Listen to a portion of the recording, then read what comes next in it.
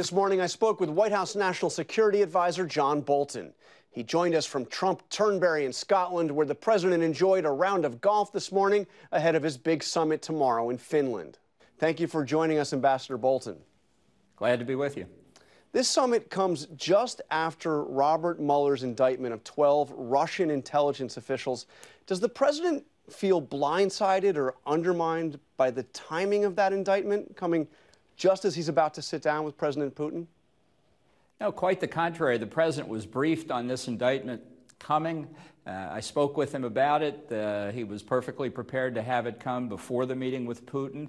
I would say, in fact, it strengthens his hand. It shows that the justice system, the Department of Justice, are aware of these Russian efforts at election meddling. And I think the president can put this on the table and say, this is a serious matter. We need to talk about it. Now that you have seen the indictment lay out in great detail what happened here, do you have any doubt that Putin himself knew what was going on at the very least? Well, I can tell you, when I met with President Putin a few weeks ago to prepare for the Helsinki meeting, he made it plain that he said the Russian state was not involved, and he was very clear with his translator that that's the word that he wanted. Now we'll have to see, given that these are allegations concerning GRU agents, obviously part of the Russian state, what he says about it now.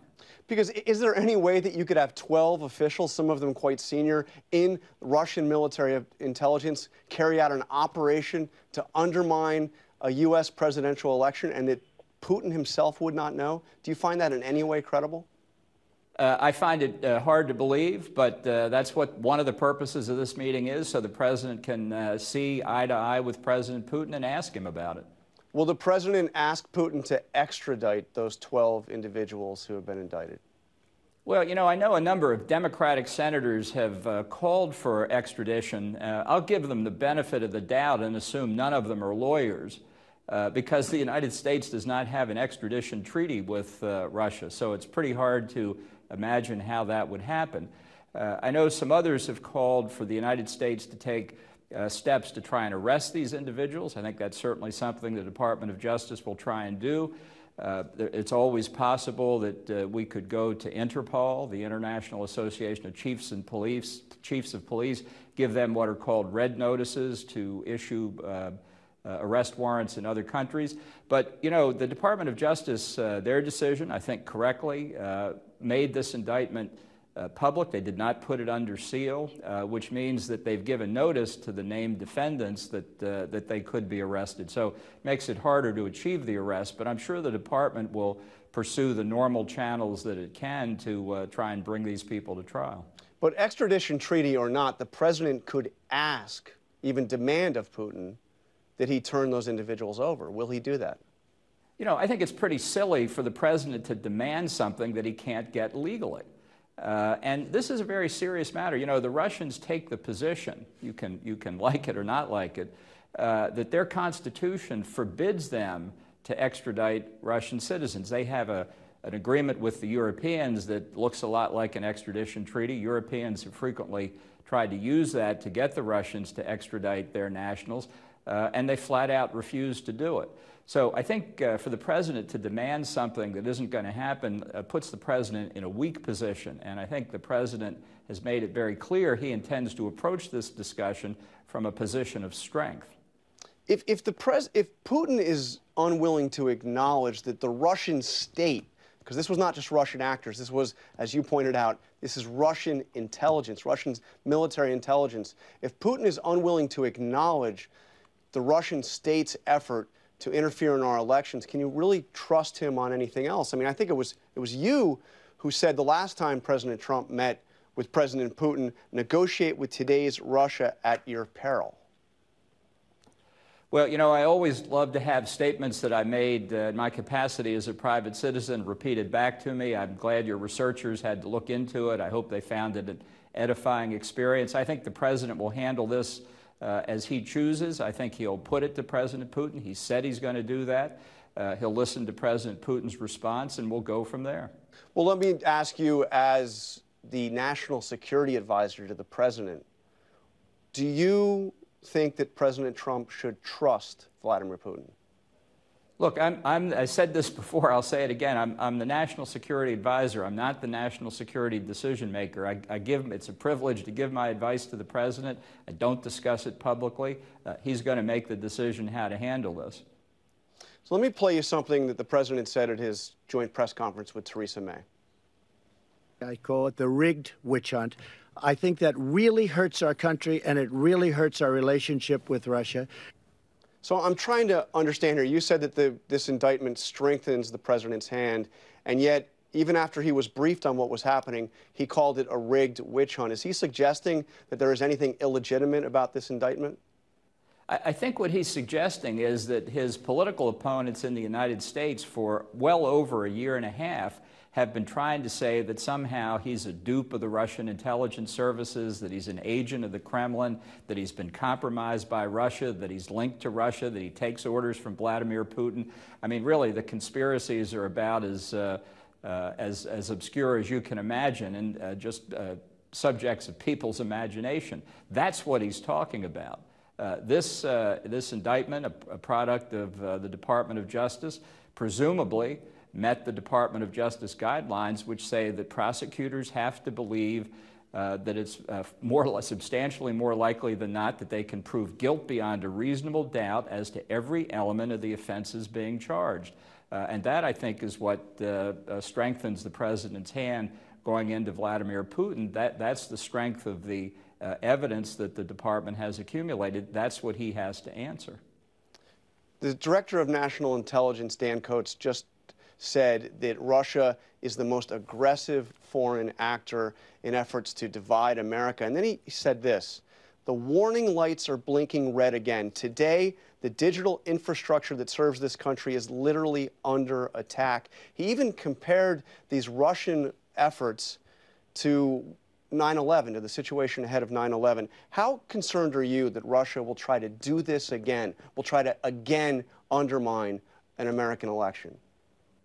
Well, I think we're quite concerned about it. The president has been briefed on this previously by the Department of Justice, including the FBI, by the Department of Homeland Security. These briefings have been ongoing. You've heard Secretary of Homeland Security Kirstjen Nielsen explain many of the efforts she's undertaking to prevent this happening, certainly to the security of our electoral systems in each of the different states.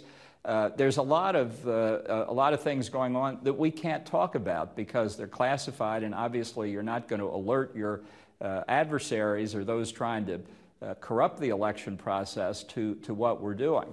But I think it's very clear the president's determined that we're not going to have any outsider interfere with the integrity of our electoral process. I'm sure you saw several Democrats were calling on the president to cancel the summit.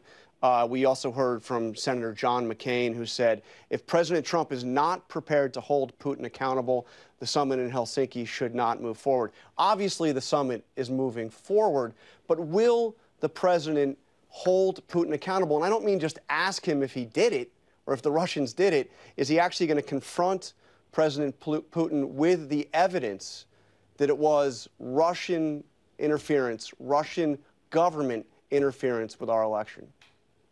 Well, look, you have two indictments by the Justice Department already. I think the Russians are well aware of that. How this conversation is going to go, I think, will be determined by the two parties. We have asked, and the Russians have agreed, that it will be basically unstructured. We're not looking for concrete deliverables here. I think it's very important that the president have a direct one-on-one conversation with President Putin. That's how this is going to start off. And I might say that every European leader that we've met with on this trip, including most recently on Friday, Prime Minister Theresa May of the United Kingdom, has said they support this meeting going forward. The British have significant concerns about the Russian use of a chemical agent against people here in Great Britain, and as they pointed out, that constitutes a chemical weapons attack against a nuclear power. Prime Minister May was very strong in her conversation with the president about that, and I'm sure the president has that in mind as well. There are going to be a lot of very difficult issues on the agenda here with President Putin, and I think President Trump is prepared to raise all of them. So there are also concerns from our allies about the president offering concessions to President Putin. Can we just quickly go through three of these? Will the president recognize Russia's annexation of Crimea, or does he rule that out?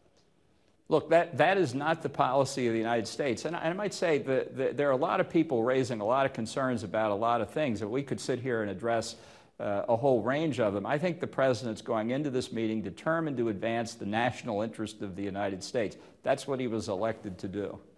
So let me just do two of the others then. One is the joint military exercises with Russia's Baltic neighbors. Will he rule out ending those? Are those going to continue? That's not on the agenda. And withdrawing U.S. troops from Syria? Look, the whole situation in Syria will be a discussion that the two leaders will have, in large part because it's getting more serious. But I think the president's made it clear that we are there until the ISIS territorial caliphate is removed, and as long as the Iranian menace continues throughout the Middle East. And I want to ask you about Putin and freedom of the press. Vladimir Putin and his government have jailed journalists. There have even been accusations that they've carried out murders of journalists critical of the Russian state.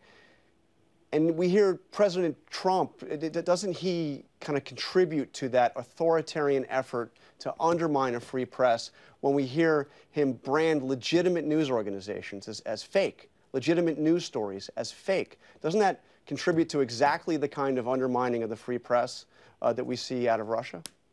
No, I don't think that has anything to do with it. And let's just be clear. Franklin Roosevelt met with Joseph Stalin at a time when activity in Russia was a lot worse than it is today. I'm not excusing present conduct, but it didn't seem to bother Franklin Roosevelt, and liberal Democrats weren't bothered at the time when he met with Stalin. So let's try and have some historical perspective here and not act like we have the attention span of fruit flies. But wait a minute, I'm not asking whether or not it's legitimate or appropriate for him to meet with Vladimir Putin. I'm asking if the president branding real news organizations, real news stories as not real contributes to this effort that we see from the Russians and from other authoritarians to undermine a free press. Of course not. I really, honestly, Jonathan, I think the question's silly. Well, let me ask you about... And don't say I'm attacking freedom of the press. I just characterized your question. Okay, well, you were also scheduled to appear on CNN this morning, and the White House press secretary announced that your appearance would not go forward because a CNN reporter, quote, disrespected the president and Prime Minister May at the joint press conference. Is it really appropriate to deny a news organization access to a White House official because a reporter tried to ask a question at a press conference? Look, in reality, I don't seek out the press. I don't talk to them. I appear when I'm asked to, and if I'm not asked to appear, I don't do it. And I don't communicate with them either, as you could find out if you consulted your friends in the Washington Press Corps, whom I don't communicate with. Okay, let me ask you about what the president's characterization of the relationship with Russia. He said that Putin is not an enemy. He is a competitor. And he's somebody that he hopes will be a friend. All of that may be true, but isn't it also true that Putin, that today's Russia, is an adversary of the United States? Yeah, there are certainly adversarial aspects of it. There's no question about it. But, you know, the phrase peer competitor has often been used to characterize U.S. relations with China, with Russia, with others. So I thought the president was on the mark there. The president, in his meeting with NATO, said that the U.S. could go it alone or do our own thing if NATO allies don't put more into the collective defense. Would the president really consider withdrawing from NATO or withdrawing support from NATO if our allies don't put in more? Look, that's not exactly what he said. I was there in every conversation he had in Brussels on this subject. I heard him at length, and I heard the allies respond to him. He made a very important point. NATO is a collective defense organization. To be strong together, all 29 allies have to pull their fair share of the burden. They acknowledge that. They also acknowledge that they have not done so. And they acknowledge what I think is the most important point of all here, that President Trump, unlike any of his predecessors, has finally made this burden-sharing issue something of importance. In the impromptu meeting that we had in Brussels last Thursday, the Prime Minister of one of the European countries said expressly, referring to President Obama, you know, he would come here and he'd say, oh yeah, we need your defense expenditures to equal 2% of GDP by 2024, ho-hum, and then he'd move on. I mean, that was a recognition, which I heard from other European leaders as well, that they knew President Obama was just going through the motions. So, of course, hearing the President of the United States just going through the motions, that's how they responded. They've heard from President Trump, he doesn't want them to go through the motions. He wants to live up to the commitment that they made. And I think viewers need to understand this. Every NATO ally agreed at Cardiff, Wales in 2014 to hit the 2% target by 2024. Nobody has ever said that they didn't reach it. They weren't coerced by the United States to do that. They agreed to it of their own free will, and they should live up to it. The United States and our taxpayers should not be subsidizing European welfare states who are not willing to spend on their own defense. I think the President's right on the policy here. Before you go, I want to ask you about North Korea. Of course, after the summit in Singapore, the President said, quote, there is no longer a nuclear threat from North Korea. Given what we have seen since that summit, and there are reports of the North Koreans actively trying to deceive us about the extent of their nuclear program, and of course we had Secretary Pompeo's visit to Pyongyang. He wasn't even able to meet with Kim Jong-un.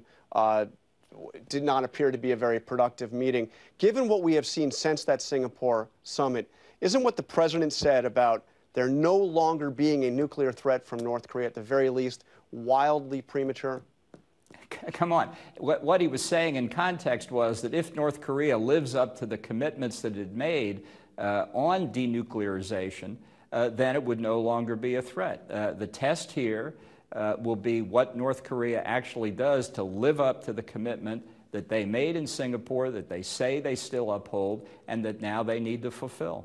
I mean, actually, the quote was, there is no longer a nuclear threat from North Korea. He didn't say anything about if they meet their commitments or any of that. I think it was clear what he meant. Well, let me ask you, do you think they're meeting their commitments? Is there any indication that they are on a path towards meeting those commitments? I think that's what Secretary Mike Pompeo is doing in his meetings. He's got a very tough job. We're all trying to help him out, and he's going to work it through. Okay, one last question, Ambassador. But the last one was the last Ambassador, question. what was the last? There was another topic. One last question.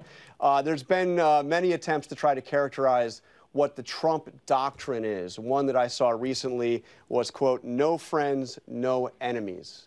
Does that sound to you like the Trump doctrine? How would you put it?